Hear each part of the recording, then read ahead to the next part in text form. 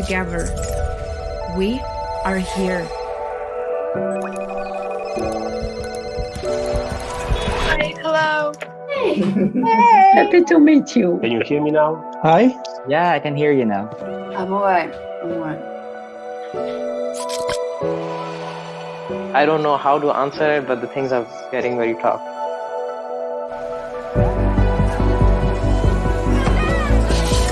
It's a critical moment of human history.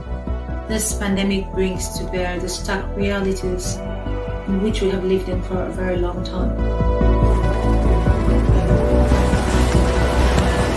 Our current system has facilitated this crisis. This crisis didn't need to be this big. It's like crumbling and the kind of existing fault lines are being exposed. The rules are being rewritten. But who is writing them? How? And for whom? This is a lockdown. We are on a saddle point, ready to tip in either direction. It forces us to think about our connections. It's an opportunity for us to reflect on what are the most important, the vital things in our lives. To rediscover the sense of community. The solidarity, togetherness, unity. This is something we've been yearning for. Together, we hold each other. We move forward. Rebuild forwards. Reimagine forwards. Organize forwards. Think forward. Teach forwards is showing the kind of world that we should build together.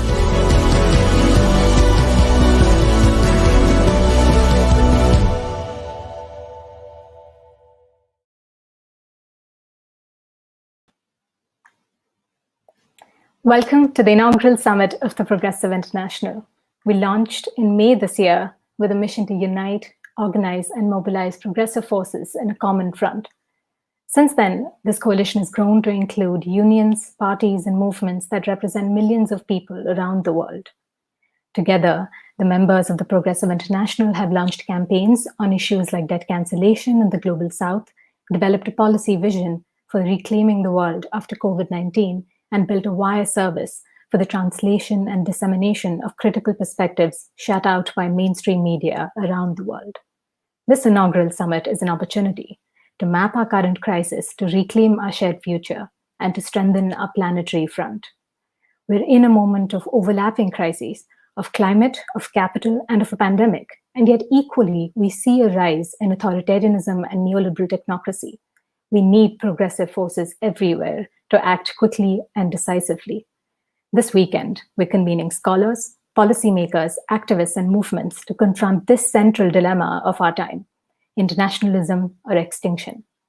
We're inviting movements to share their struggles and shape the future of this initiative, to collectively envision 21st century internationalism and share strategies about building power during COVID-19.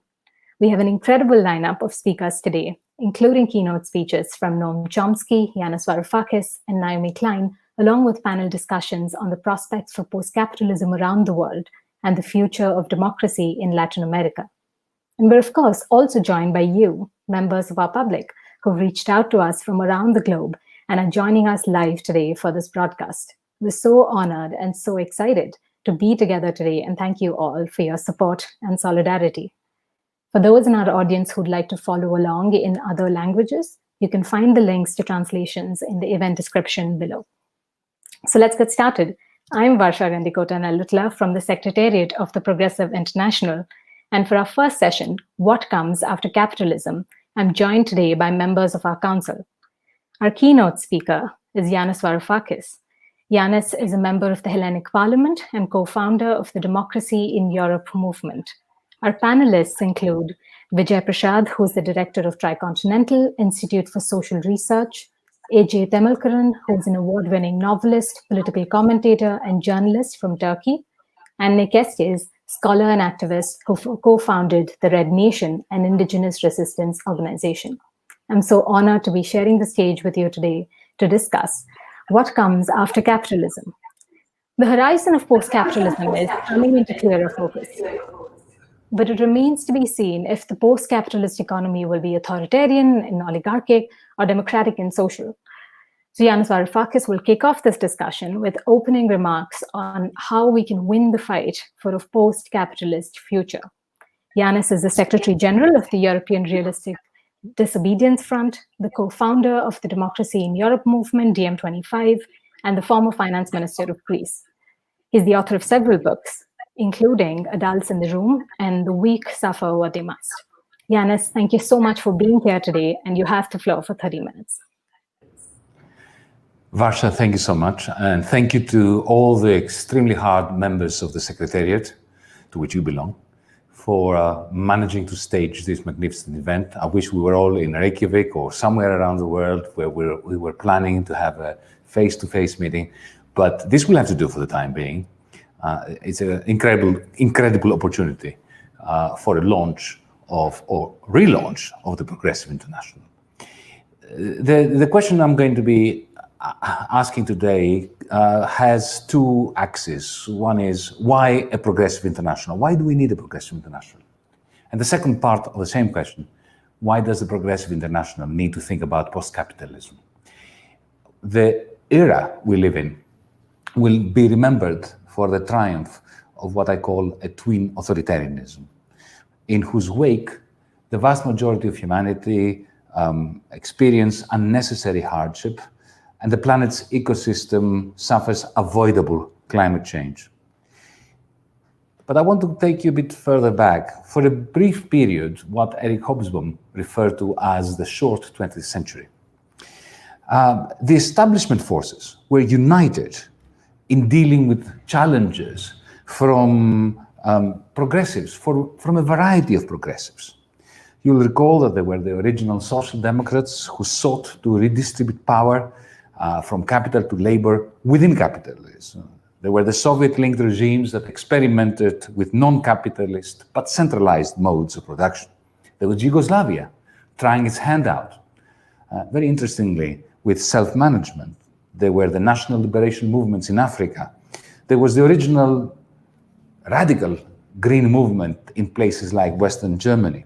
Back then, the establishment was united against all those progressive challenges to its authority.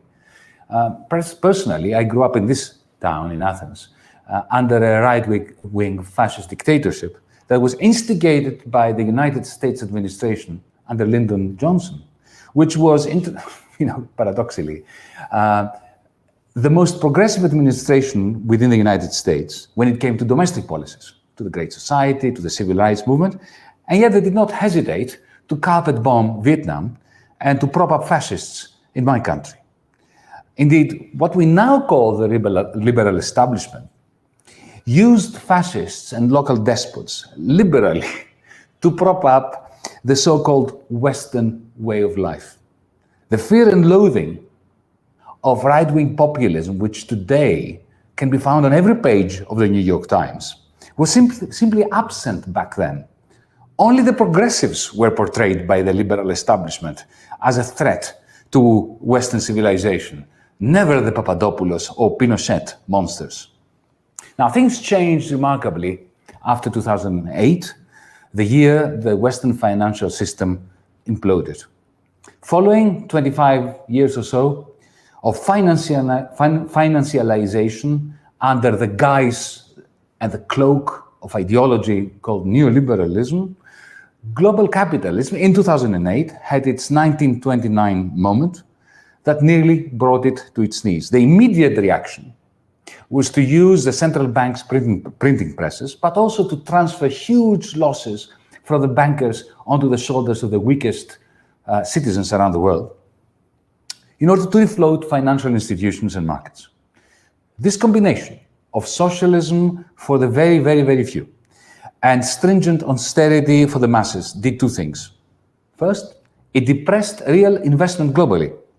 Firms could see that the masses, the hoi polloi as Americans say, just didn't have the money to buy their wares, so they did not invest. At the same time, the printing presses of the central banks were creating huge quantities of cash savings liquidity for the rich, primarily. The result was this discontent amongst the many and the stupendous riches amongst the oligarchy. Secondly, the second thing it did, it gave rise initially to progressive movements, uprisings. You will remember, Occupy Wall Street in the United States, in Britain, the Indignados in Spain, the Aganaktismeni here in Syntagma Square in Greece, various left-wing forces that even managed to get their hands on some government levers in Latin America. But they were all, one after the other, dealt with efficiently, either by the establishment directly, think of the way they crashed the Athens Spring, the Greek Spring here in the summer of 2015, or indirectly through the stagnation of global capitalism. Think of Latin American progressive regimes that effectively were undermined as Chinese demand for their exports collapsed as a result of the imbalance between global savings and global investment. As progressive causes were snuffed out, one after the other, the discontent of the masses had to find an expression.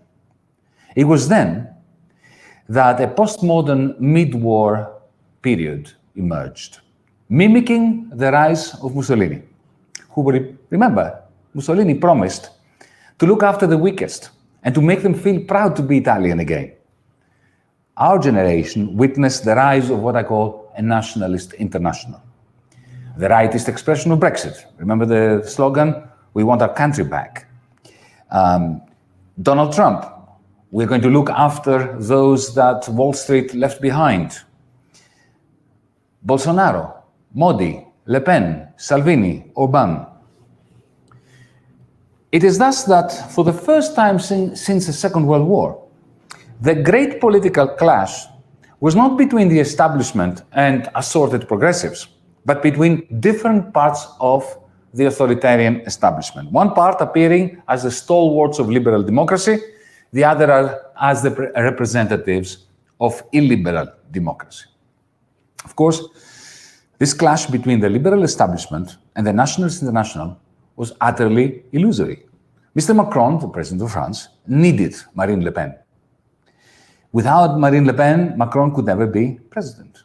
And Marine Le Pen needed Macron and the liberal establishment, whose austerity policies were fanning the flame of discontent which made Le Pen a political player.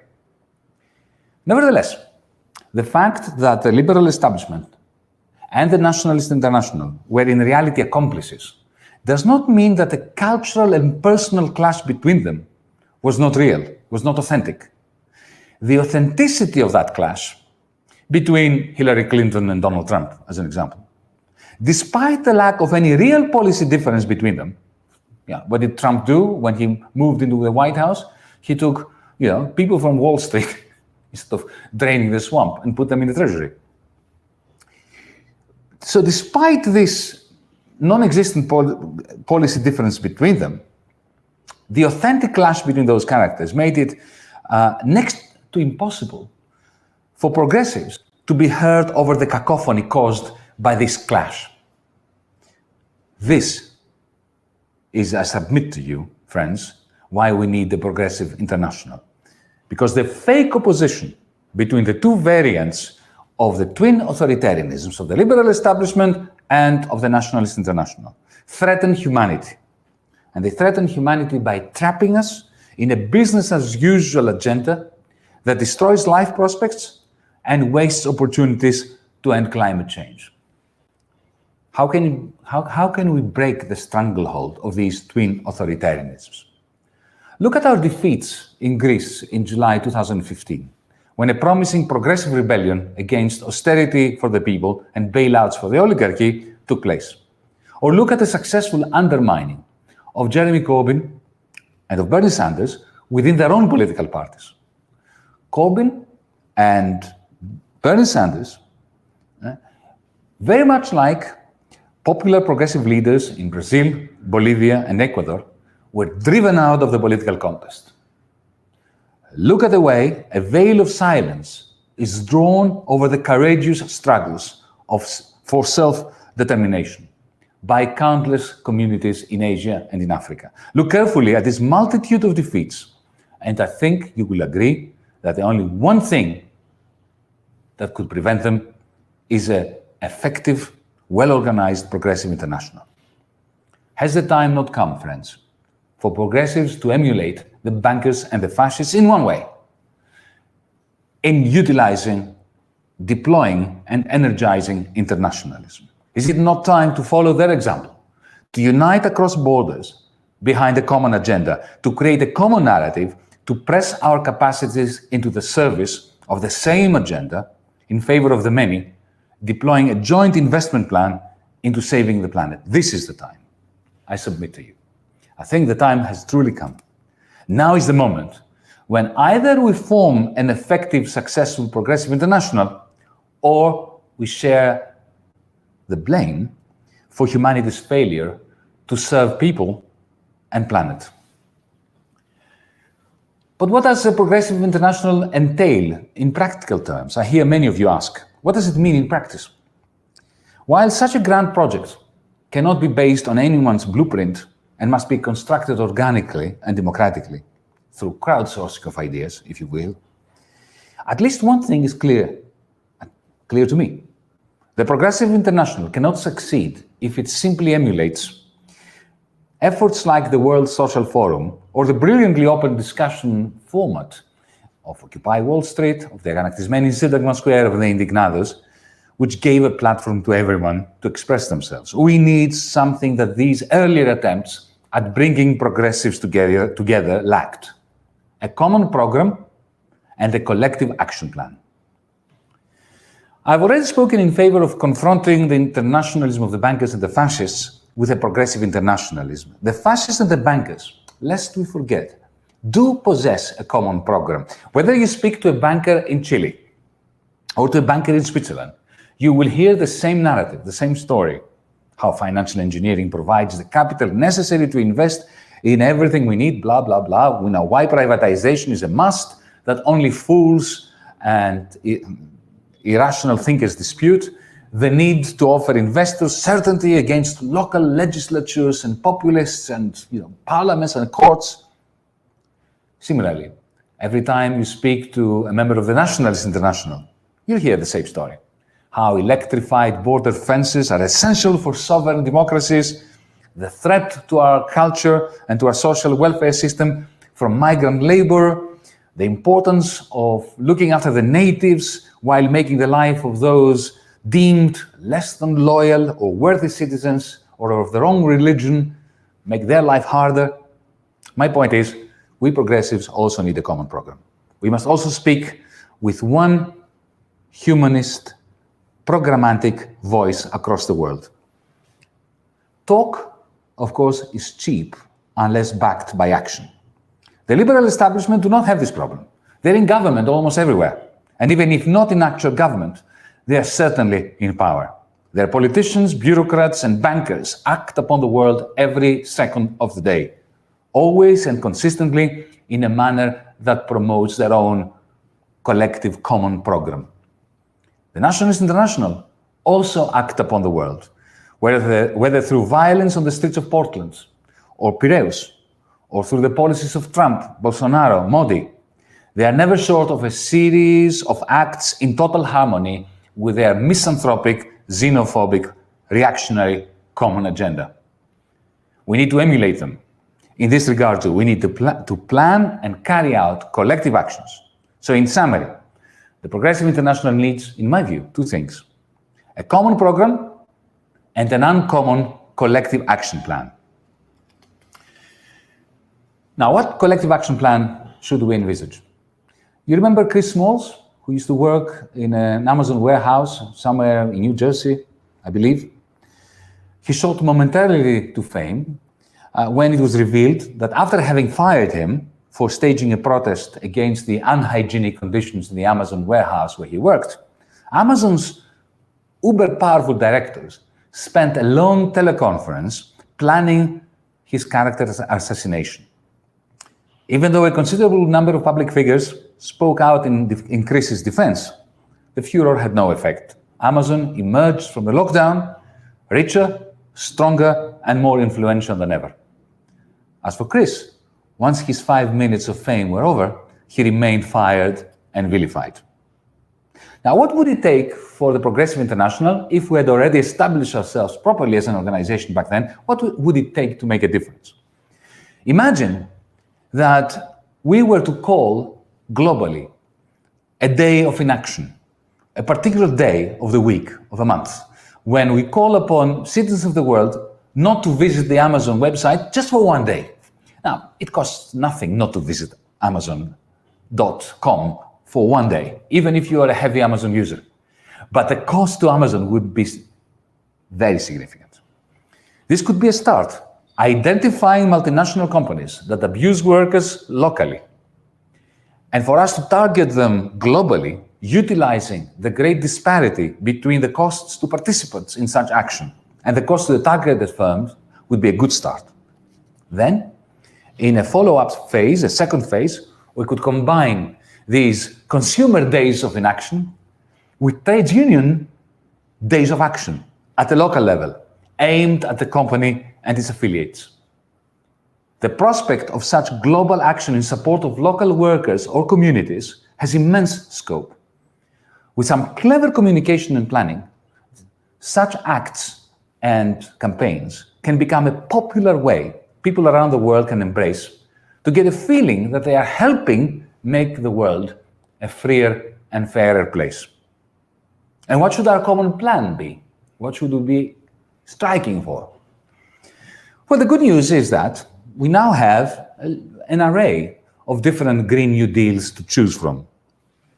However, while each one of them contains useful ideas, I think we need to synthesize them into an overarching, coherent, internationally coordinated plan, an international Green New Deal that is common to all progressives. We know what we must do, what must be part and parcel of this international grid. We need power generation that shifts massively from fossil fuels to renewables. We need land transport that must be electrified, while air transport shipping must turn to new zero carbon fuels like hydrogen. Meat production needs substantially to diminish, greater emphasis on organic plant crops, strict limits on physical growth, for anything from toxins and CO2 production to cement. We also know that all this is going to cost at least $8 trillion a year. So we need to find ways of creating or imagining, envisioning, planning institutions that will coordinate the various works and distribute the costs and benefits between the global north and the global south. Now, the task seems enormous, undoubtedly. In a world where even the modest Paris Agreement is in tatters, it sounds like an ominous undertaking. This is precisely why we need a New Deal narrative at a planetary scale. The reason why Roosevelt succeeded in 1933 was because his New Deal came at a time when the grapes of wrath were filling and growing heavy for the vintage.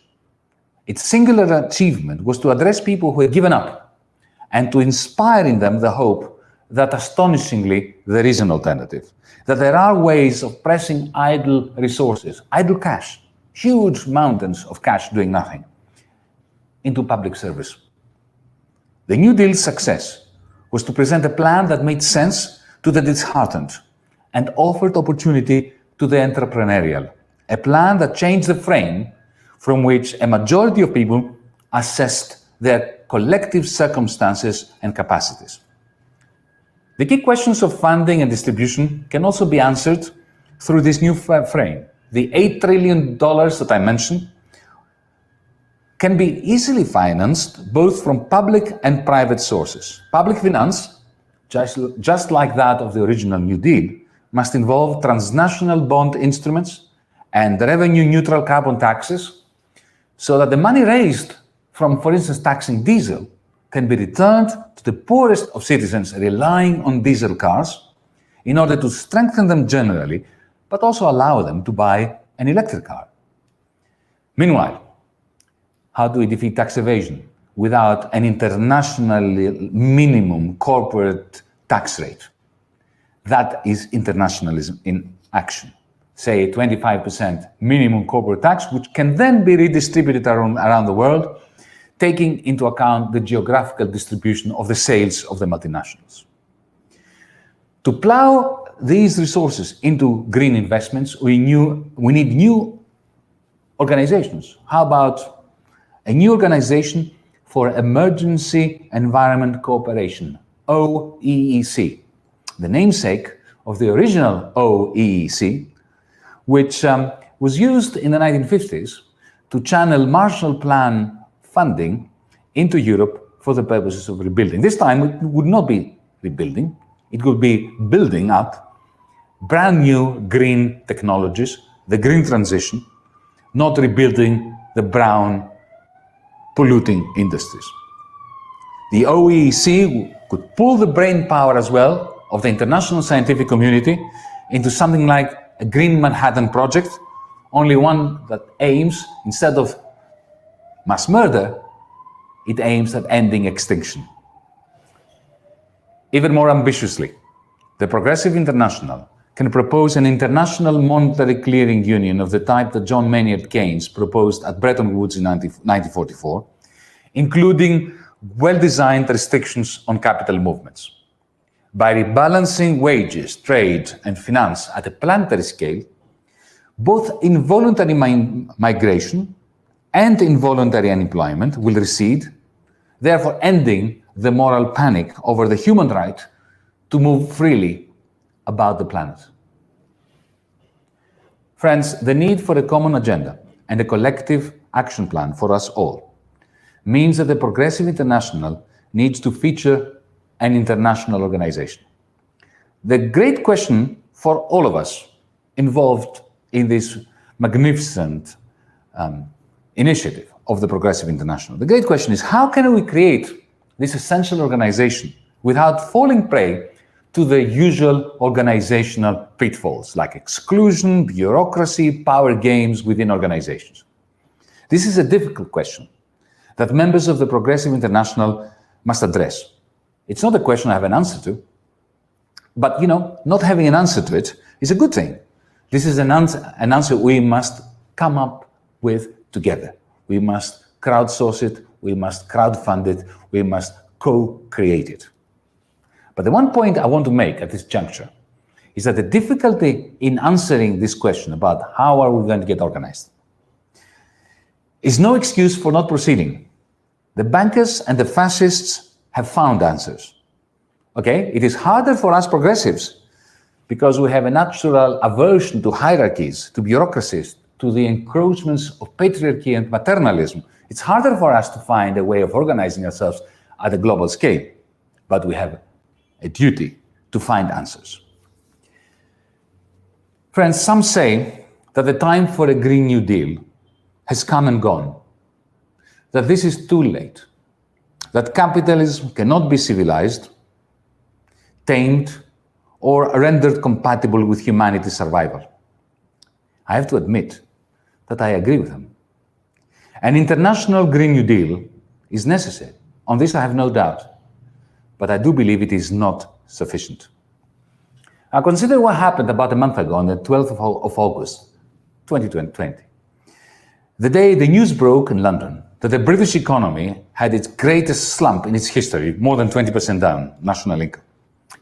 Minutes later, the London Stock Exchange jumped up by 2%. Similarly, look at Wall Street, look at the financial centers around the world. Financial markets are doing pretty well, thank you very much, at a time when workers and industrial capital are suffering massively. In other words, the world of money and finance is decoupled from the world of production. Capitalism has undermined itself to such an extent that maybe we have already stepped into what I call post-capitalism without realizing, of course, not the post-capitalism that us progressives and socialists envisaged once upon a time. Our Progressive International needs seriously to take into account the possibility that capitalism is not only worth terminating for good progressive socialist reasons, but more pressingly, that capitalism is going through a spasm that is yielding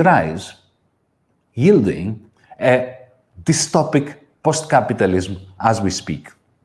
If I'm right on this, even members of the Progressive International who still entertain hopes of civilizing capitalism must consider the possibility that the Progressive International has a duty to look beyond capitalism.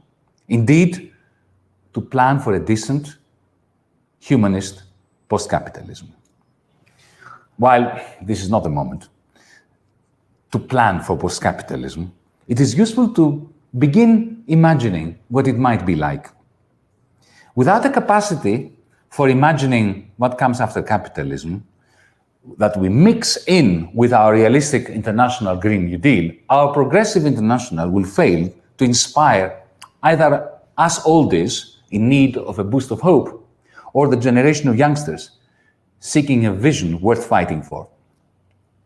In a book that came out just last week called Another Now, I try to do this imagining, to imagine, for instance, imagine that my generation, our generation, back in 2008, responded to the collapse of financial markets.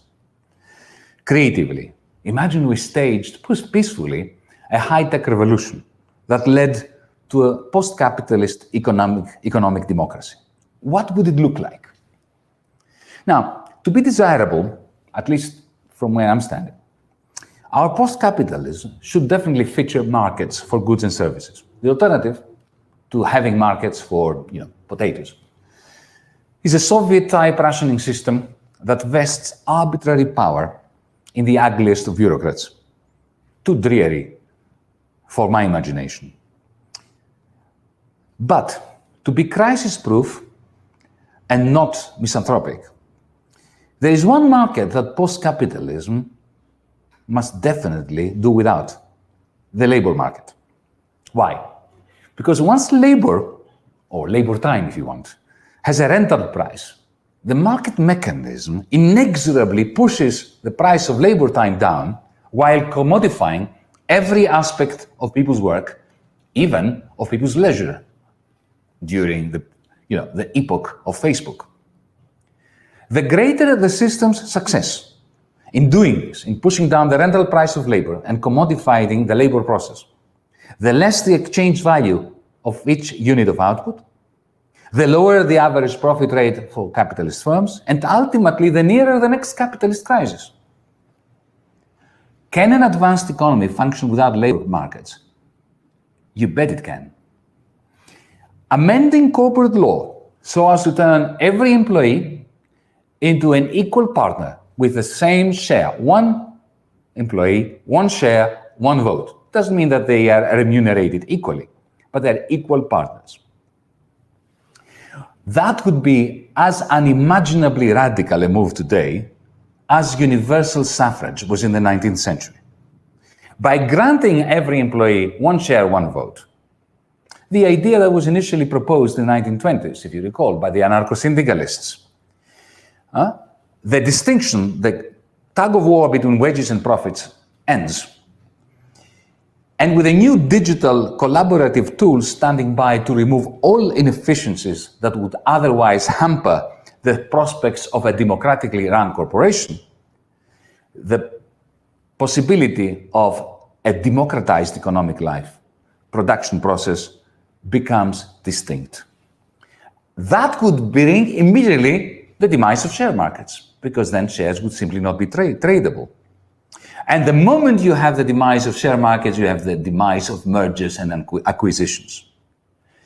Throw into the mix central banks that provide every resident in their country with a free digital bank account. They're already thinking about doing this under capitalism. Once debt leverage from mergers and acquisitions linked to share markets that now have become extinct, once they disappear, what is the point of banks? Banks disappear too. Goldman Sachs and the like become extinct without even the need to ban them legally. Now, what if we take this idea a bit further, proposing that the central bank credits everybody's central bank digital bank account with a fixed monthly stipend, a universal basic dividend? As everyone would use their central bank account to make domestic payments, most of the money would be shifting from one part of the database of the ledger of the central bank to another. Additionally, the central bank can be instructed to grant a certain amount of money to every newborn baby, a trust fund for every baby, which they can use when they grow up, when they're 18. Therefore, persons in this system, market system, but socialist market system, post-capitalist market system, would have two forms of income. One is money that comes in as a social dividend, and money that comes in the form of profit shares, income, from participating in the corporate syndicalist economy, market economy that I mentioned before. In this economy, how does the government get funded? No more income tax is necessary. No sales taxes are necessary. Imagine just three forms of taxation. One is you tax every company, which are, of course, all cooperatives. You just tax 5% of their revenues. That's the first tax. Secondly, a carbon tax. We will always need a carbon tax until we go to, a zero carbon emitting economy. And thirdly, proceeds from leasing land which belongs in its entirety to the community. It is leased for private time and limited use, and the rental goes to the community. Now, once we have imagined these changes, suddenly a market socialist blueprint has almost written itself. Freed from corporate power, unshackled from the indignity imposed upon the needy by the welfare state, and liberated from the tyranny of the clash between profits and wages, persons and communities can begin to imagine new ways of deploying their talents and creativity. Friends, summing up, faced with the onerous task of fighting against the twin authoritarianisms, we progressives need a plan. We need a common organization, and we need a common will to envision post-capitalism together. Our Progressive International is a unique opportunity to satisfy these three historic needs. Across the world, we can do it. Thank you so much, Yanis. Thank you so much, Yanis, for setting the stage with those powerful words. I understand that you have to leave the office because a hurricane is reaching Greece. Certainly, or hopefully not a dark sign of the times, but we'll connect with you later in the session. Thanks so much again for your opening remarks. I'd like to turn to our panelists now to deliver their remarks and sort of ask how they might agree or disagree with this vision of post-capitalism and how we get there. I first invite Vijay Prashad, who's the director of Tricontinental Institute for Social Research, chief editor of Leftward Books, a publishing house in New Delhi, and chief correspondent of Globetrotter. He's the author of 30 books, most recently Washington Bullets. It's a terrific book. I've just begun and can't quite put it down. And it has a preface by Evo Morales, the former president of Bolivia. Vijay, you have the floor. Thanks, Vasha. Thanks, Yanis, Ece, and Nick. It's a pleasure to be with you all. Although, of course, it would have been even more delightful if we were together in Iceland. If we could hug each other, really, that would have been great. If we could march shoulder to shoulder down the streets of Reykjavik to announce the necessity of a system other than this catastrophic one. But here we are. At least we are here. As the Lebanese Marxist Mahdi Amel used to quite frequently say, as long as you are resisting, you have not been defeated. Not only are we resisting, we are also imagining something other than this mess of the Davos International, as Yanis put it, and its uglier twin, the Nationalist International. Twins of the bourgeoisie, twins who control the fate of the planet, but have no positive ideas to deal with the real problems that grip us. The pandemic immediately, of course, but then deeper than that, terrible crises of hunger and hopelessness, the plagues of war and displacement, hungry bellies confronted by bullets rather than by food. The twins speak in a different tone, but say the same sorts of things about economics and politics, denying all of us, a future. This denial of a future is a genuine thing. These twins have told us for at least 100 years that a future is impossible. So certainly no one denies that we have a past or a present. You'd have to have a delusion to say we don't live in the present or that we haven't had a past. What they deny us is a future, telling us that this present is to remain eternal, that no real change is possible, only incremental reforms if the working class and the peasantry are willing to forego immediate improvements and forego their modest savings to finance this or that change. The wealthy bondholders and their cousins refuse to part with their money to finance any improvements in the world, least of all to finance the Green New Deal.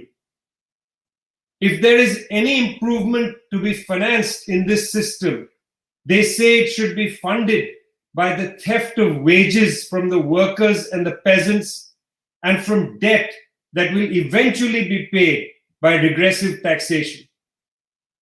Ghastly are the ways of the owners of property and the monopolizers of privilege. Ghastly is the way they have organized the world.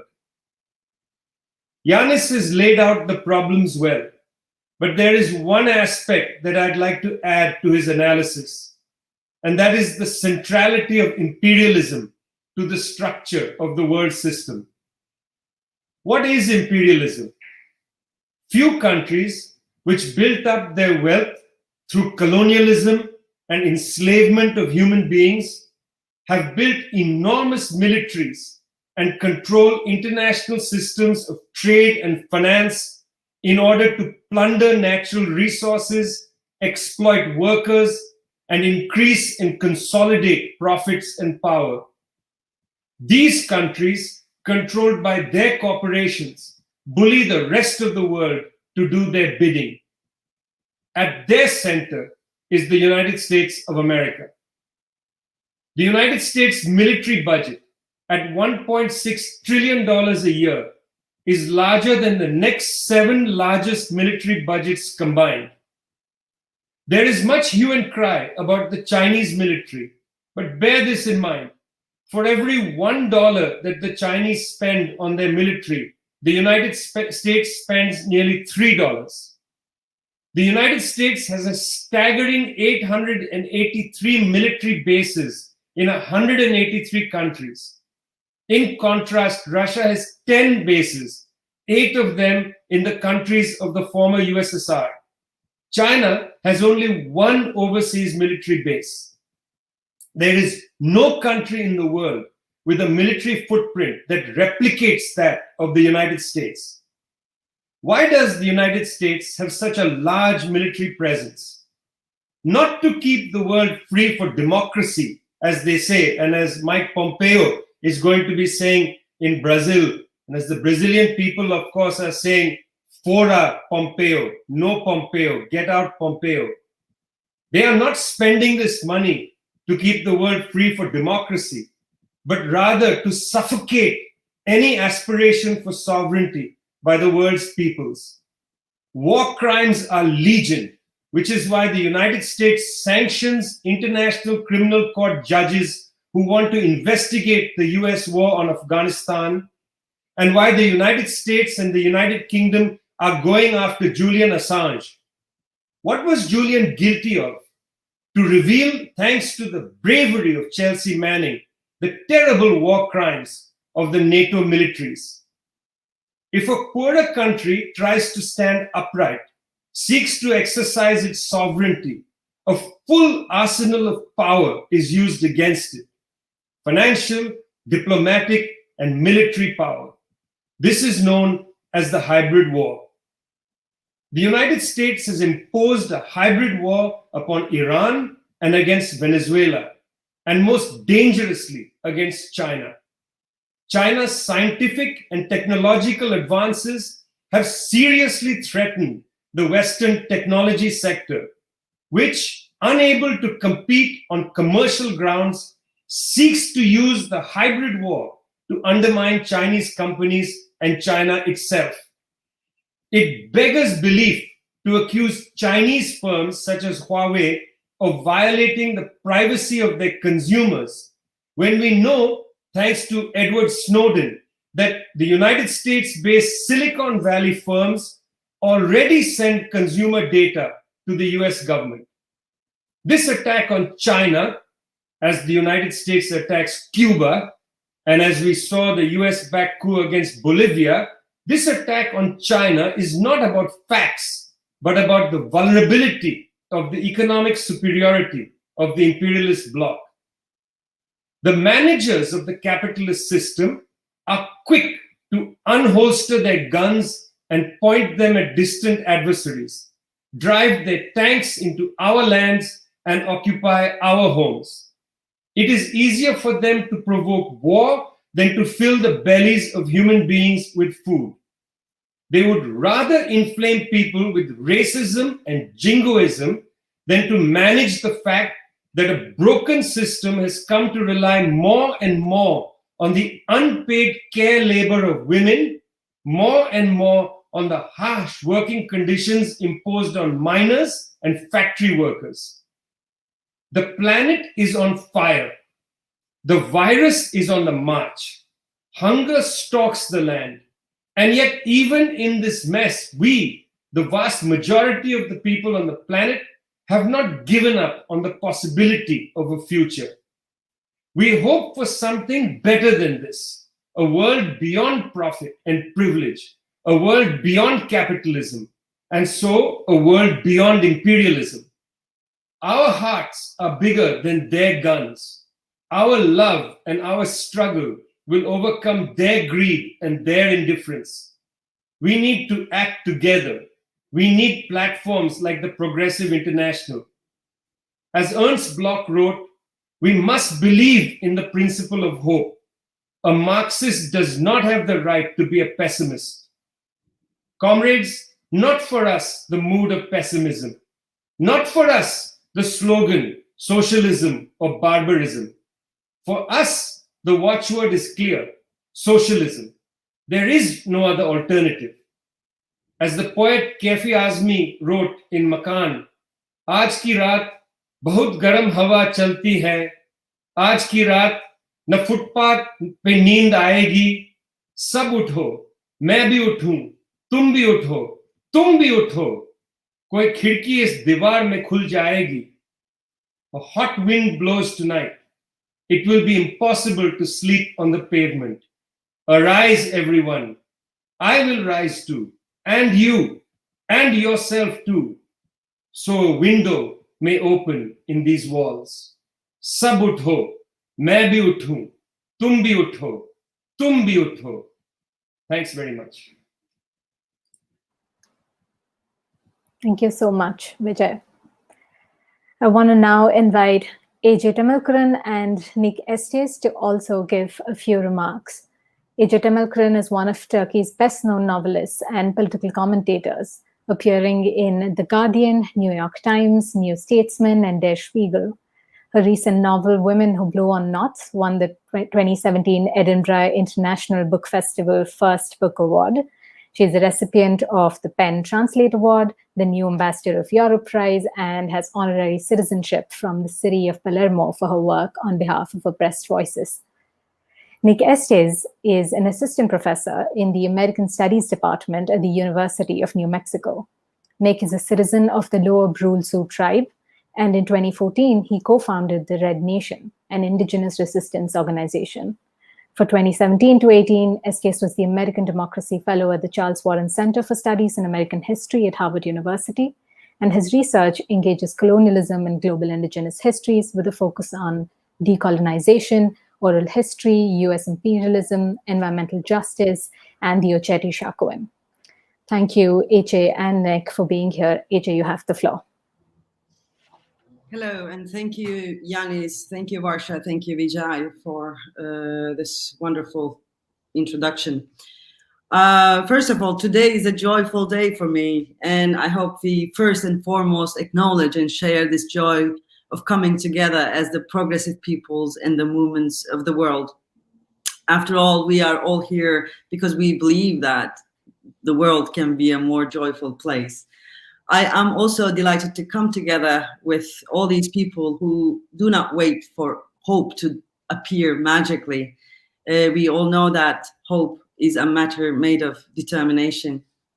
We are also the people who believe that understanding and action are not two separate aspects of humankind, but they are inseparably intertwined.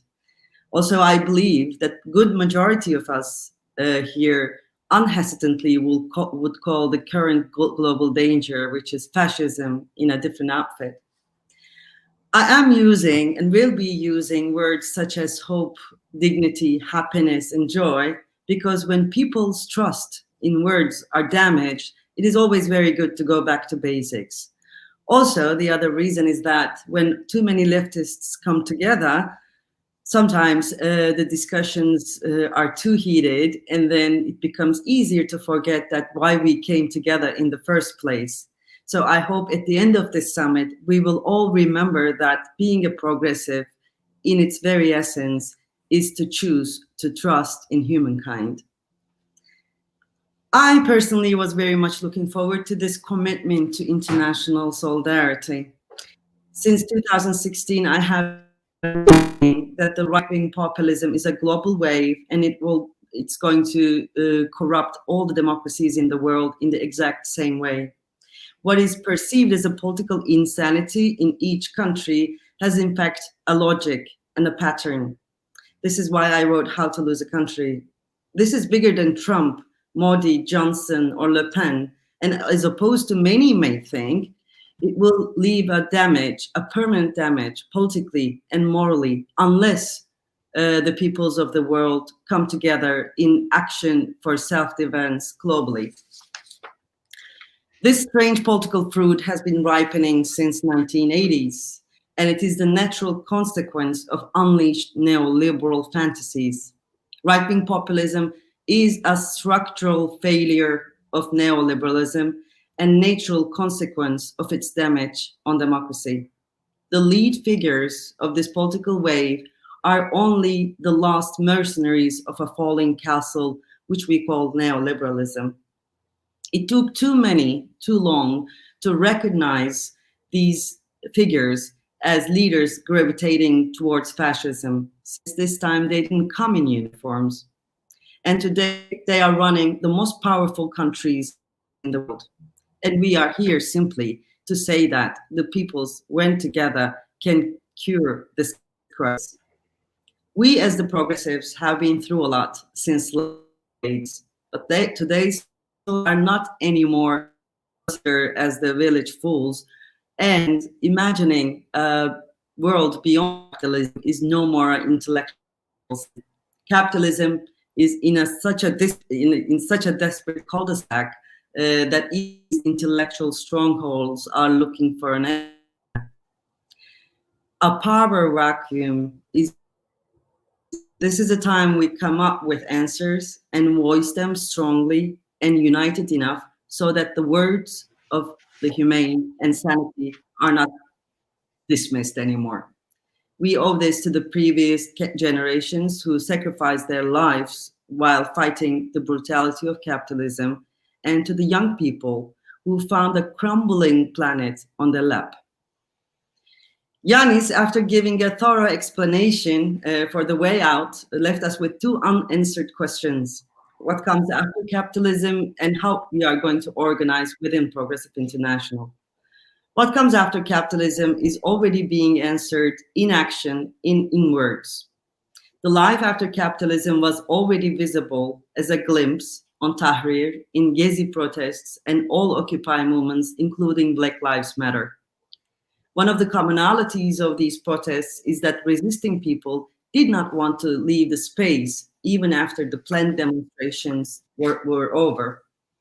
They occupied the space to create miniature lives. What they did not want to part with, in its very essence, was the joy of dignity and the kindness of the new life they created and shared together. These are pioneering political organisms of the life that will begin after capitalism.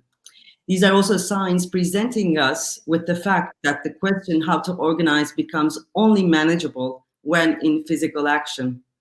It is a little bit ironic to say this in a virtual summit, but what will be leading us to organizing is physical action. Although Yanis is correct, the time has come to learn from these pioneering political organisms and take it to the next level.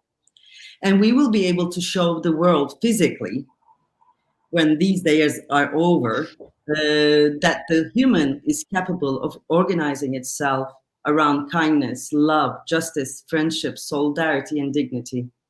In real politics, we are going through a time where the banality created its own brand of evil, and shamelessness has become a political tool that is paralyzing all political mechanisms. Thanks to the right-wing populist leaders, ruthless is now a badge of honor for their supporters. Due to these severe political and moral conditions, several countries are living on the brink of true violence. Therefore, the words such as joy, love, or friendship might sound too fragile for our times, but we are also here to refresh the faith in humankind. And only reminding people that these words are our political and moral fulcrums can refresh that faith. Only then we can say, I believe in you and you can believe in me. We can do this together. And what we are doing here is today, in fact, telling each other, I believe in you. Together we can do this better. Thank you all for your participation. And I have to tell you, looking at this screen, I believe in you. Thank you so much, Ece. And we're, of course, all bound by that love and solidarity that you spoke of. I want to now give the floor to Nick for his comments. I wanted to begin my remarks with a traditional Lakota greeting, because in this greeting we say, we greet all of our relatives with an open heart and an open mind. And that's the kind of tone that I want to set with the Progressive International, and to think about our relations, not just as comrades, as people in struggle, but also as relatives who share a planet together. And hopefully we can imagine and begin to construct a future that is premised on justice. And in this current moment, it's difficult to imagine what that future will look like. And as our friends have said in this panel, that future must be, in my opinion, socialist. There's no other way. There's no other path forward. And so, to understand this current moment, we have to understand that there's a desperate search for reason behind tragedy in this particular moment. And I want to focus my comments on three specific points, just to build on what my friend Yanis had talked about in his opening remarks. The first is ending the sanctions. The second is this idea that has been popularized among indigenous movements around land back. And then the third one is wealth back. So the first one, economic sanctions, as my friend Vijay had said before, this is part of a hybrid war where, it's not just military aggression, but it's also the use of sanctions, right? So economic sanctions, frequently hailed by politicians of all stripes as a humane alternative to war, are simply war by another means.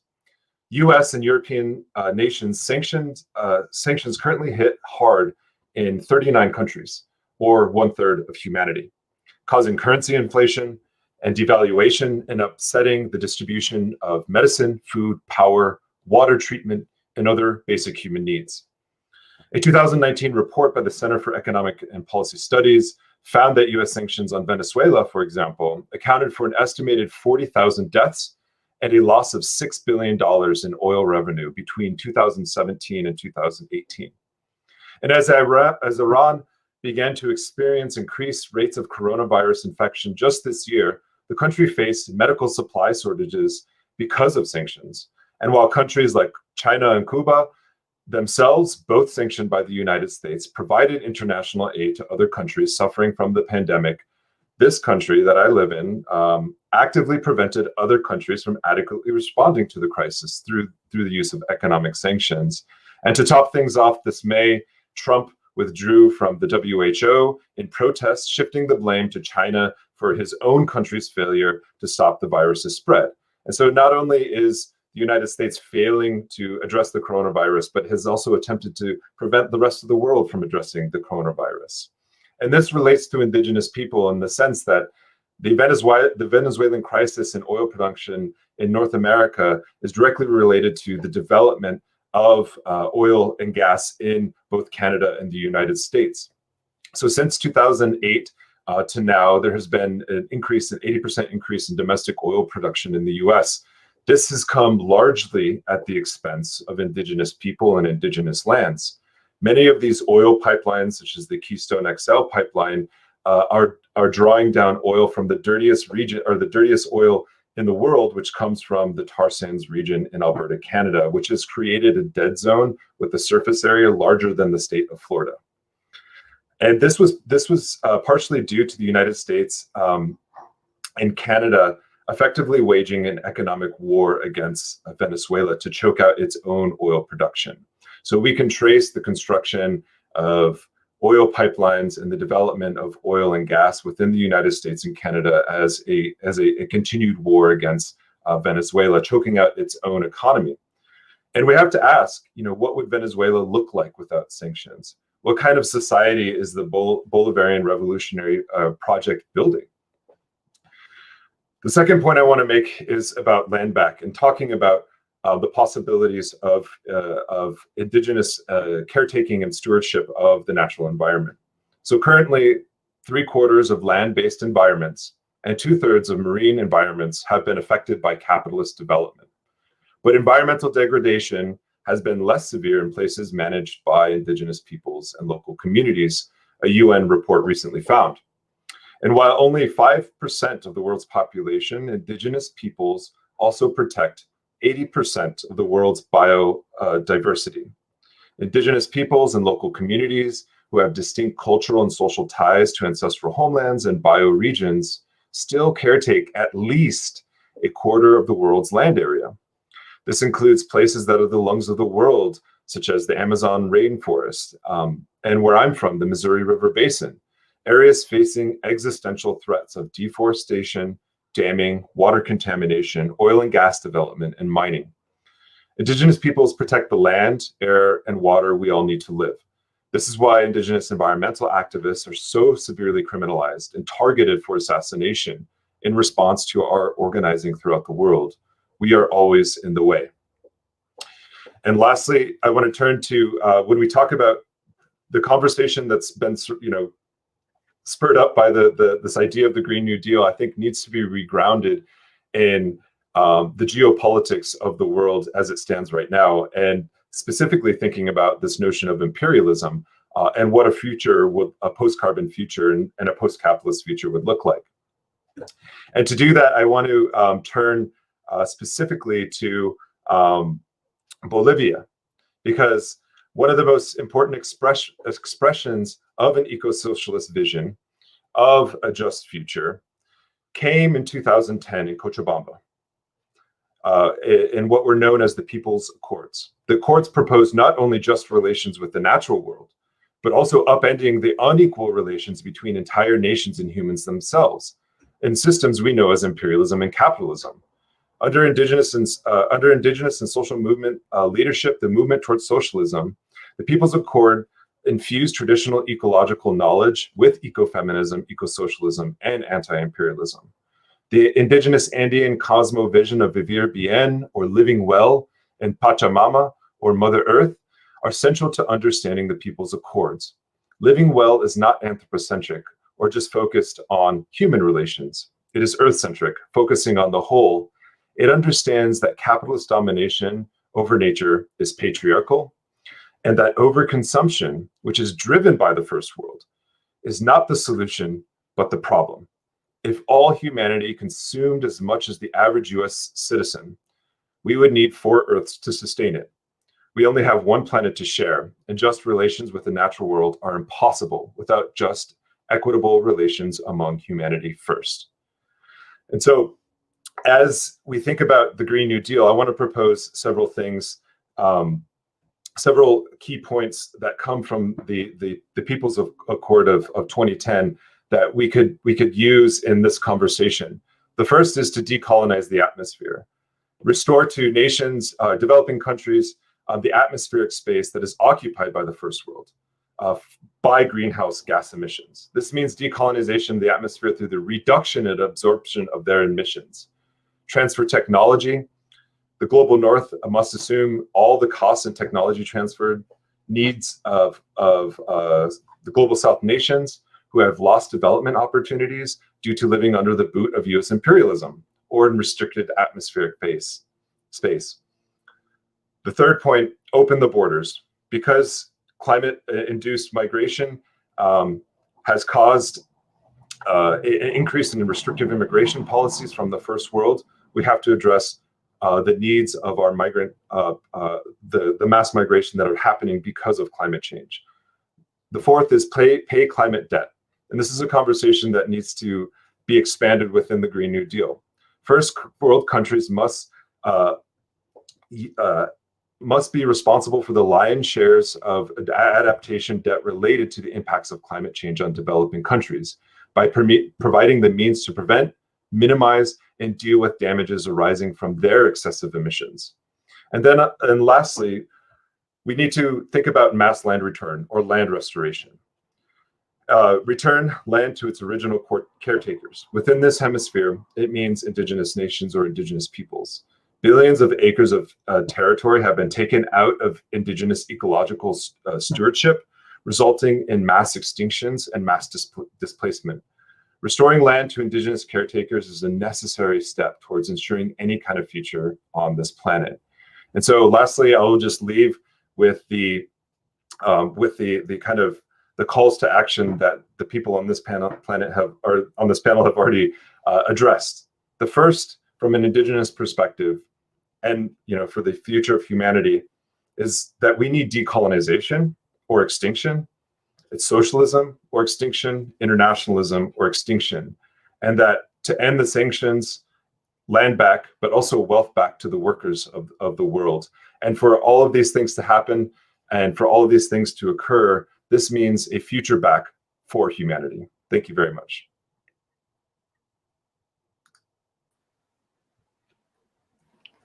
Thanks so much, Nick. And thanks again to all of our panelists for these articulate and inspiring statements. I want to kick off these last 20 minutes of discussion by giving Yanis an opportunity to respond to the panelists' remarks, and then we'll open it up for a conversation. Yanis, I hope that you're in a place of safety now, and please feel free to keep your video off. We understand you're dealing with a hurricane. The floor is yours. Well, thank you so much. I hope you can hear me. I hope the audio at least is working in the midst of this disaster. If it does, then I will continue. Okay. Well, thank you, Vijay. Thank you, Nick. Thank you all, Varsha, Ece. Solidarity from a Greek to a Turk at this moment, I think, needs to be stated very loudly and very clearly, and vice versa, I'm sure. A quick comment that started ringing in my head as I was listening to all of you comrades. I'm a socialist. I think I was born a socialist. I certainly will die a socialist. But I need to say a few words which I'm plagiarizing from my great friend Slavoj Žižek, who I think when he visited the Occupy Wall Street Square in New York City back in the day, while he was addressing the crowd, he said to them, he warned them not to fall in love with themselves, to remain supremely critical of one another and particularly of oneself. Because, we socialists, we cannot pretend that in the year 2020, we can simply speak the word socialism and have, billions of people out there applaud enthusiastically, because we have, in the name of socialism, not we as individuals, but others in the name of socialism have done a great deal of damage to humanity. We cannot pretend, for instance, that we live, and I don't want to pretend that I live in a Cold War situation like, Soviet Union versus the United States, when you had to take sides. At the moment, of course, we're going to, send our arrows against the Cold Warriors who are trying to create a new Cold War between the United States and China, who are trying to portray China as an imperialist power, who, the United States and Britain, for instance, or the European Union for that matter. But at the same time, as progressives and as genuine socialists, we have to acknowledge that things are happening within China that are the stuff of class struggle. There is a huge class struggle happening within China.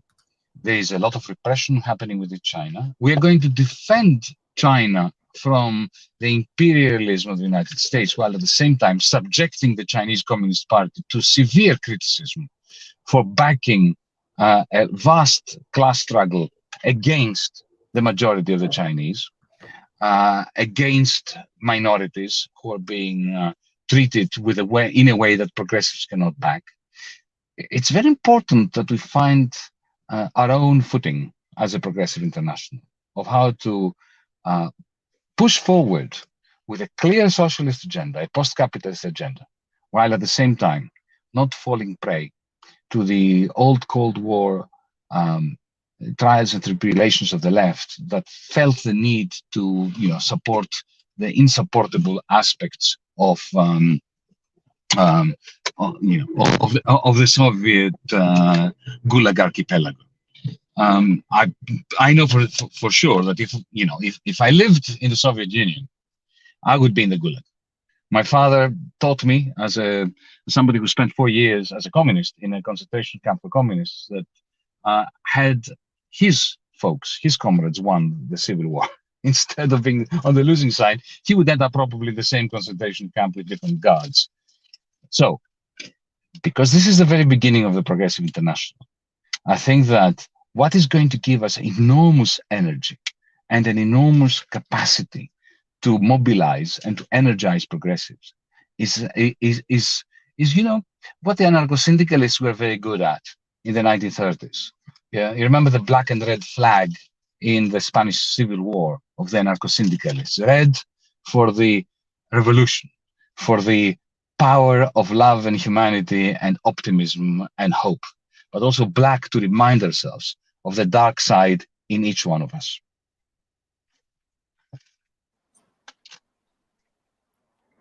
Thanks, Yanis.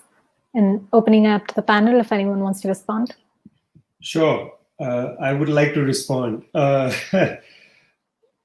It's lovely to have these conversations. And I think it's important because I believe very much at a time when war is not only there in the South China Sea, but in the Eastern Mediterranean, where war is a real possibility, a united front is very important.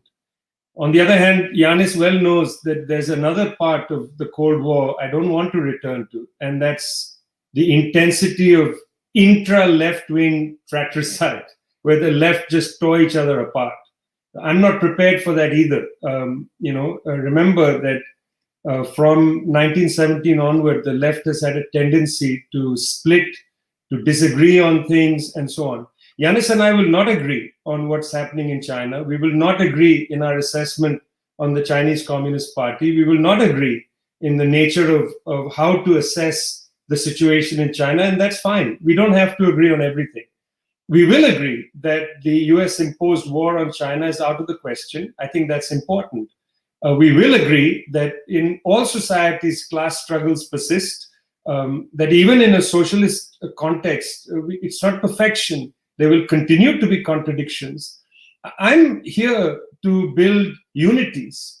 I'm here to find a place to advance the agenda of humanity. I don't want to repeat the lessons of the Cold War, but from a completely different perspective. It's not the lessons of the Cold War being, let's be silent about things happening, in the camp of the left or whatever. I'm not interested only in that lesson. I'm interested in the other lesson. Let's not constantly tear each other apart. Let's find a way to build unities. Let's build unity in action. Let's see where we can act together, because the stakes are much too high to focus on our differences.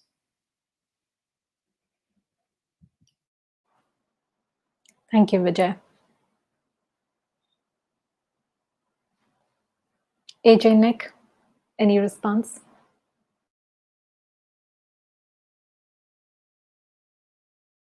Solidarity from a Turk to a Greek in these hard times. Yanis did not hear me when I said exactly, yes, I do that too. So now he may hear me. I totally agree with Vijay. I use words, very basic words such as love, hope, dignity, kindness, and so on, not because I am naive. I don't have the luxury. I never had the luxury of being naive. It is just that I have Turkey, and I'm from a country where the leftists tore each other like in the most merciless way possible. And we saw at the end that it doesn't work at all. And it was really fast, you see. It was only 80s that the leftist, being a leftist was a sinful thing. And it was only 2010, I was in a university, I don't know, probably Harvard in United States giving a speech. And when I mentioned the word socialism, there was this strange silence and tension in the room. And all of a sudden, socialism is now a word that we can normally speak, thanks to Bernie Sanders and thousands of people who made it happen in the United States. So it is very new that we are talking about these things. So I think we can also use this, this little, small period of time, falling a little bit in love with ourselves, because nobody loves us. We have to love ourselves. It is important to fall in love with ourselves, I think, and there is nothing wrong with that, because we know what a realistic love towards human is. We don't love human like a religious evangelist person. We don't love human like a naive humanist. We love human despite the black matter in him. I think everyone has said what already needs to be said. I will just say one thing, in that in this particular moment in time, in places like the United States, even the advocacy for a tepid social democracy, such as Medicare for all, has been met with renunciation by all kind of forces, even forces on the so-called left here. And what we get instead are prisons and more death. We can't even begin to talk about the conversation around healthcare in this country without facing armed fascists in the street. We can't even begin to talk about the conversation of police reform in this country without armed fascists in the streets, and a kind of rise of a neo-fascism. And in that sense, there's a lot of danger in this moment in time. And instead, I think it is important to have these conversations around debating positions specifically as it relates to imperialism. But nonetheless, we have to acknowledge our position within, like I live in the United States and within the global North, that we have a special obligation. We can criticize all of these socialist projects as much as we want to, but those conversations might as well be happening on the moon if we're not doing anything to prevent our countries from implementing sanctions or implementing imperialist aggression towards them in the South China Sea. We can have all of these conversations in the world, but they might as well be happening on the moon, because they don't impact the actual policy that's being implemented by these aggressors and by these imperialist countries. And so I think that should always be our primary focus. Is a pivot to peace, instead of the pivot to Asia, is a pivot towards just relations amongst the nations of the world. And to do that, people in the global North, movements in the global North, have a special obligation that they have to take seriously.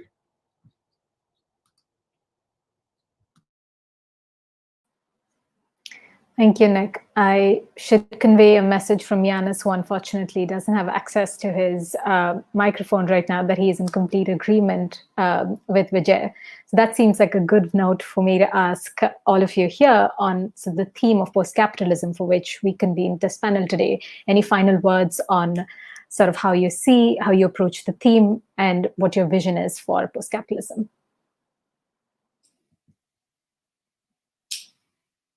Vijay. Somebody, I was just gesturing to my Look, I'm a Marxist.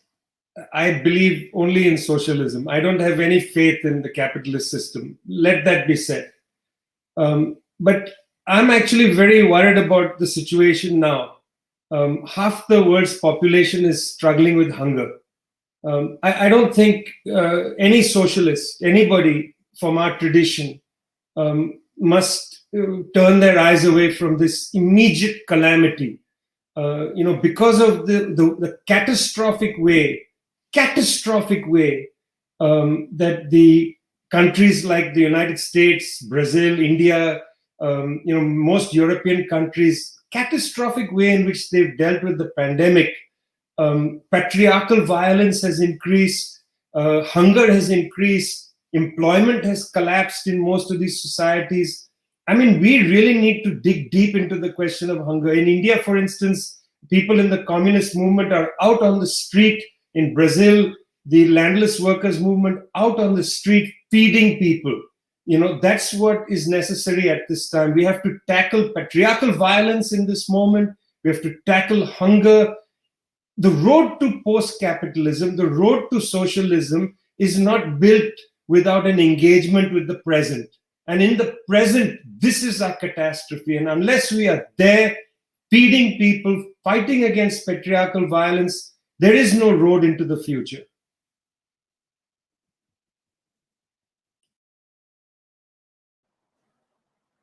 Thank you, Vijay. I see AJ. So it has been very short that we started to think. I don't mean we as in people here. The scholars have been thinking, socialists have been thinking, and so on. But the mainstream people, the normal people, ordinary people, it is very new to them, to imagine what's after capitalism.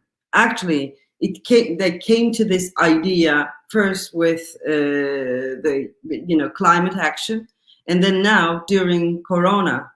They are, new into this business.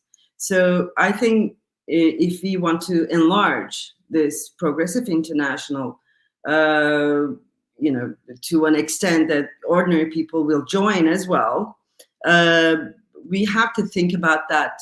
They haven't been following all these things that we have been following in terms of politics and in terms of history, near history. So that is why I do believe that making them believe in themselves so that they can imagine a world, a life beyond capitalism is pretty important.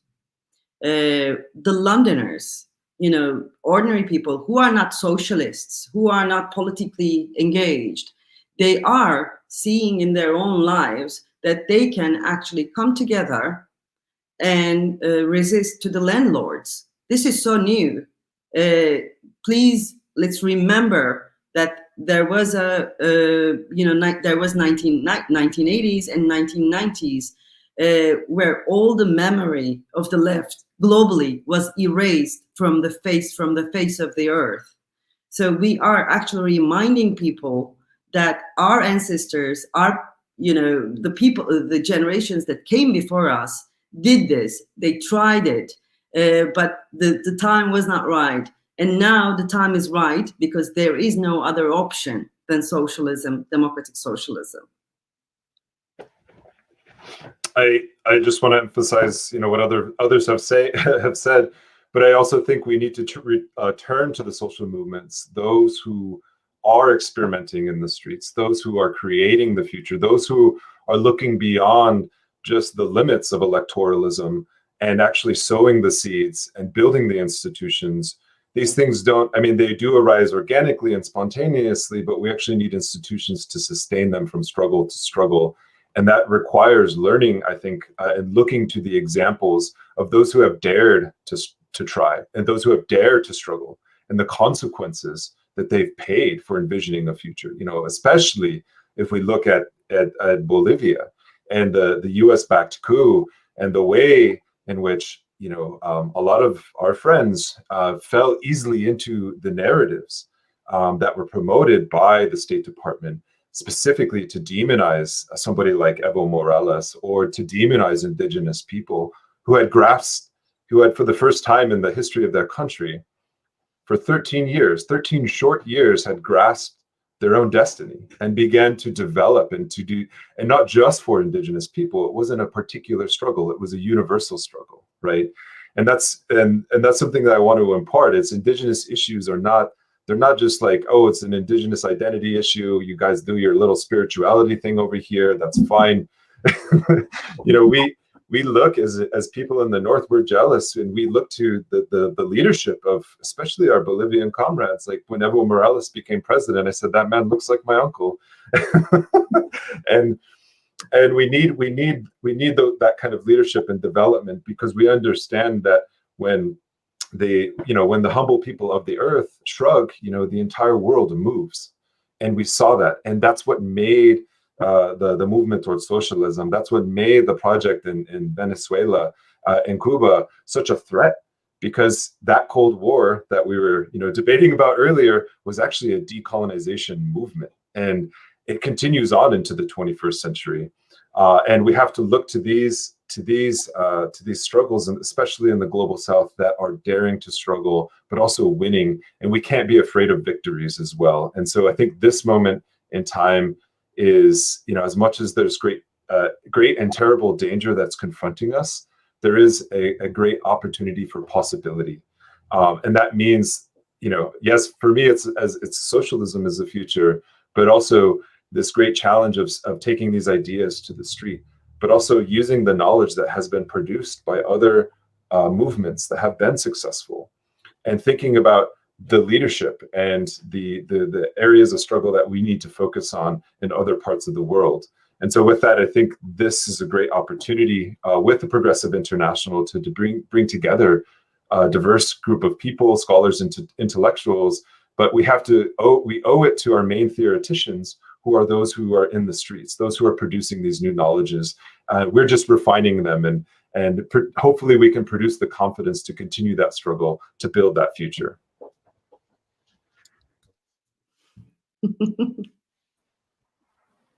I see the panel agrees, Nick. Thank you so much for those words. I think a note of courage in learning from each other is exactly sort of the ethos of the Progressive International movement. This was an absolutely incredible discussion and a terrific start to the inaugural summit of the Progressive International. I want to thank our speakers once again for being here today, and also for guiding the work of internationalism as members of the Progressive International's Council. Thanks so much also to our audience. I see that we're connected to people from around the world today with this broadcast. We invite you to join us, to donate to us, support us. Let's continue to mobilize progressive forces around the world in a common front. Next up, we have a keynote by Naomi Klein, followed by a panel discussion with Tasneem Essop, Vanessa Nakate, and Aruna Roy on the years of repair. They discuss how we can use this time for reparation on multiple fronts: climate, race, economy, and the infrastructure. It's going to be wonderful, so do stay tuned, and we'll be back in 30 minutes. Thank you.